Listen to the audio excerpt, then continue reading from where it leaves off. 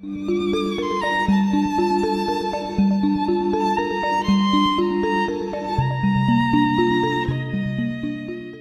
all love Japan. I mean, Japan is known for so many things. Amazing food, technological advancements, cultural depths, and amazing scenery. But one thing it's also known for is its incredibly low gender equality. In fact, Japan ranks below Saudi Arabia in gender equality. So the question I'm asking today is, how did Japan get to this point? And more importantly, how can this alarming trend be reversed?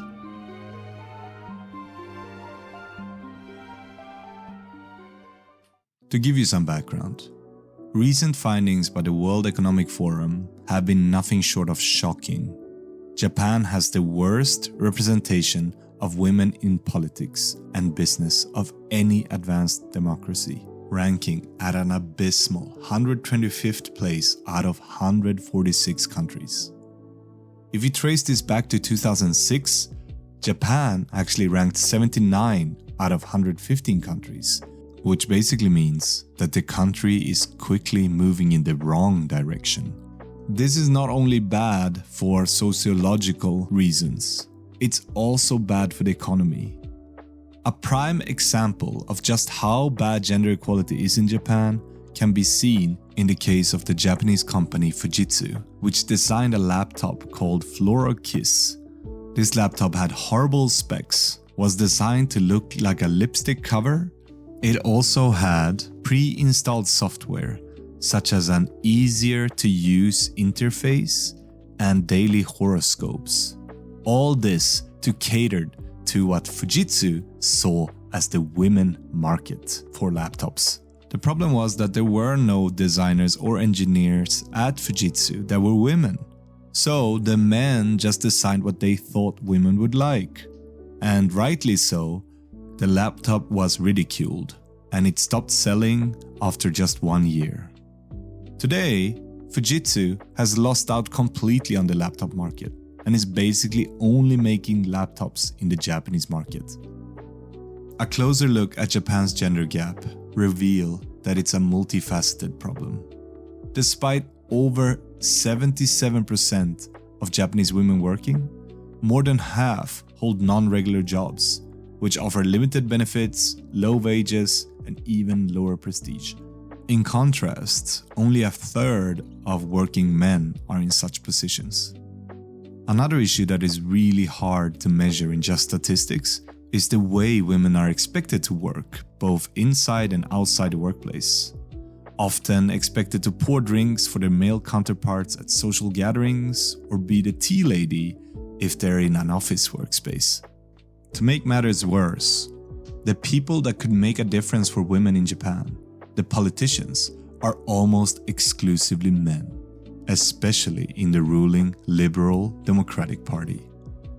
Only 2 out of the 40 ministers in the cabinet of the Prime Minister, Fumio Kishida, are women.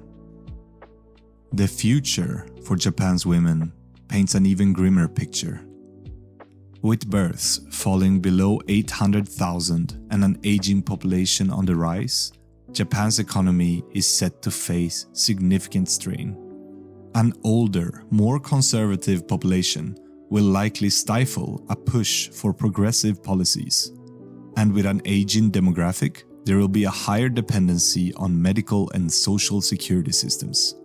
With women holding only 18% of Japan's total wealth, their dependency on social security and their male counterparts will likely increase over time. The reluctance of women to have children almost certainly stems from the strict societal roles imposed upon them. In Japan, women are still expected to bear the full responsibility of being wives, mothers, and caretakers, with little to no agency over their lives. Data shows that married women with young children spend over 7 hours daily on unpaid care and housework, 4 times more than men.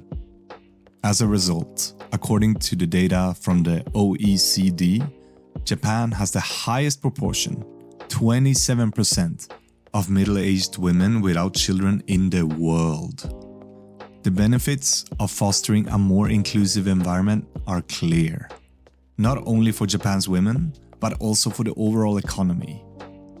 Companies with greater diversity have shown better long-term performance, and bridging the gender gap in Japan could add a staggering $550 billion to its GDP every year. But how can this be done? To reverse its fate, Japan's salvation lies in the empowering of its female demographic. Beyond just welcoming them, Japan must carve out spaces of equity for women in wages, work flexibility, and family support. Each business, from small enterprises to tech giants, must champion the cause of wage equality and diversified hiring. This is, according to me, the key areas that needs to be addressed. Number 1. Cultural change.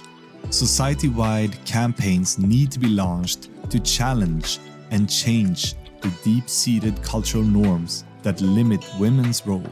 This includes promoting shared domestic responsibilities, challenging stereotypes, and celebrating female leaders.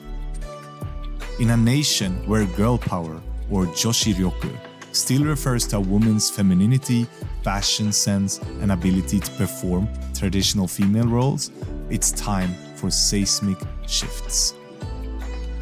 Number 2. Legislation with teeth. Gentle persuasion is no longer sufficient. Japan must enact robust laws to champion gender equality.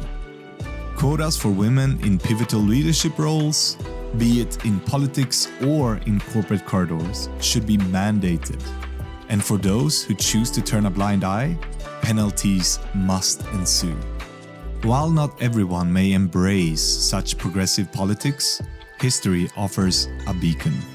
For example, Norway's implementation of women leadership quotas and fines for unequal pay has both increased equality and overall wealth in the country.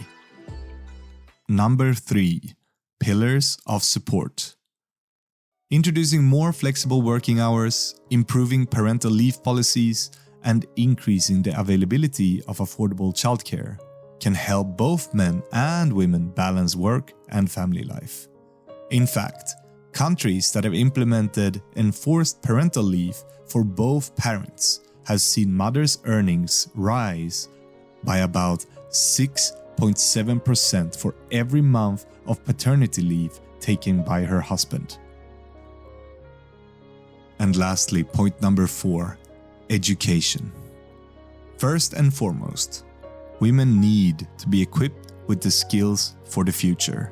By 2027, 42% of core skills required for existing jobs will change. Both political and corporate sectors must therefore prioritize reskilling and upskilling. On top of that, I believe that it is crucial that Japanese schools must promote more gender equality. By integrating curricula that emphasize gender equality and the strength of diversity, Japan can forge a future where generations are politically active and passionate about real social change. So to close off, I want to emphasize that the time for incremental change has passed. Japan needs a drastic overhaul of its approach to gender equality if it wishes to remain a global powerhouse. The benefits of such a change are clear. It will get a more robust economy, a more diverse and innovative society, and a brighter future for all its citizens. Thank you so much for being with me all the way till the end. And please, if you like this video, like it, subscribe, and also visit konichivalue.com for more amazing news on Japan and the Japanese economy. Have a wonderful rest of the day. Bye-bye.